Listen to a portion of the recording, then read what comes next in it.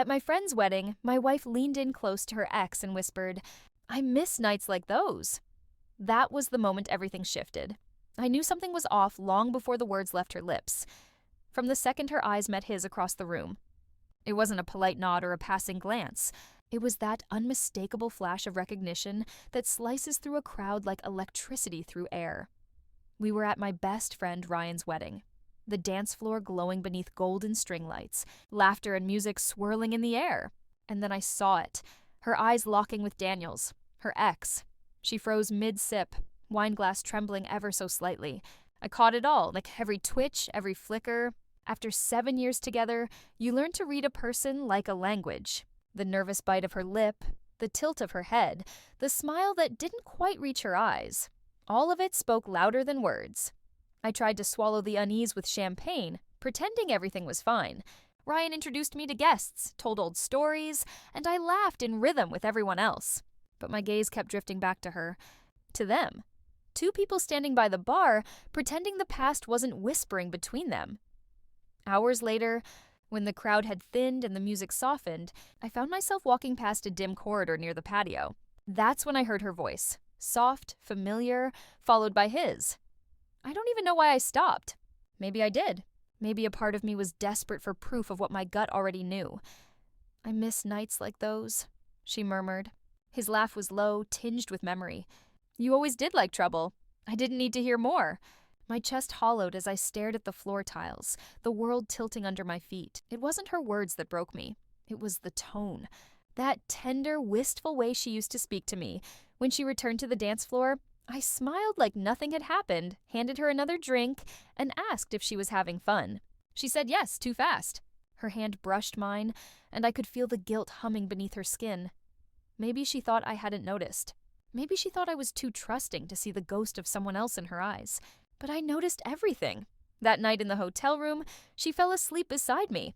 I lay awake, staring at the ceiling fan, those words looping in my head. What nights? The ones with laughter and dancing? Or the ones tangled in bedsheets with him, years before me? I didn't sleep at all. And when dawn crept through the curtains, I was already up, scrolling through her phone. I knew it was wrong. But so was whispering to an old lover about nights you miss. Her messages looked harmless. Family chats, work threads, until I saw his name. Daniel M. 2 short exchanges. One from months ago. "Hey, heard you're married. Congrats." "Yeah, you too. Hope you're happy." And another, just 2 days before the wedding. "Can't believe you'll be at Ryan's. Feels like forever." No reply. Just seen. That unread message burned into my mind. She'd known he'd be there, and said nothing. I didn't confront her. Not yet. Instead, I started watching. Little things. Longer showers. Late nights at work. Her phone now face down on the counter. Still, she smiled. Still kissed me goodbye. Still laughed at my jokes. And that quiet normalcy was what hurt most. Because it wasn't love anymore. It was habit-wearing love's disguise. 2 weeks later, I asked, as casually as I could, "Do you ever talk to Daniel anymore?" She looked up, face unreadable. "No, why?" "Just wondering." Her faint smile didn't reach her eyes. "You're cute when you're jealous." That night, I decided to show her what she'd really missed. Not out of anger, but truth. I made her favorite dinner, creamy garlic pasta with grilled salmon, poured wine, lit candles. We sat across from each other like everything was fine. But when she reached for her glass, I stopped her hand. "I heard what you said to Daniel at the wedding," I said. Her eyes widened. For a heartbeat, she went pale, then forced a laugh. "What are you talking about?" "I miss nights like those," I repeated quietly. Her throat tightened. It wasn't like that. It was just nostalgia. We were young. I didn't mean anything by it, and I believed her. Partly. She hadn't meant to betray me, not deliberately. But betrayal doesn't always wear intent. Sometimes it's just selfish longing wrapped in sentimentality. "You could have told me," I said. "You could have said he'd be there. That it stirred something up. I would have understood." Tears welled in her eyes. "I didn't want to ruin the night. I thought it didn't matter." "But it did," I whispered. "It mattered to me." She reached across the table, but I didn't take her hand. I just looked at her, really looked, and realized I no longer saw my wife. I saw a stranger I'd built a life around. That night, I didn't yell. I didn't pack a bag. I simply asked, "Are you happy?"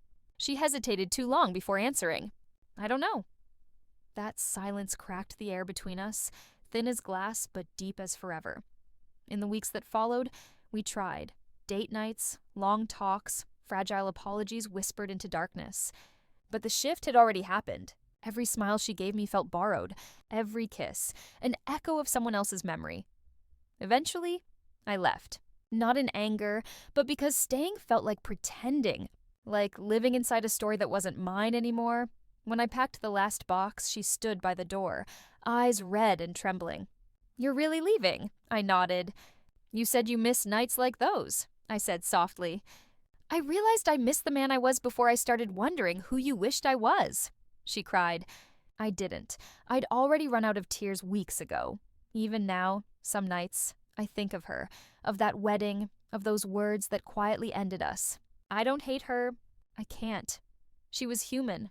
Lonely, searching for a version of herself she thought she'd lost. Maybe I was too. Love doesn't always end in flames. Sometimes it just fades. A whisper so soft you barely notice when it's gone. And when I remember that night, the laughter, the lights, the music, I finally understand. She wasn't missing him.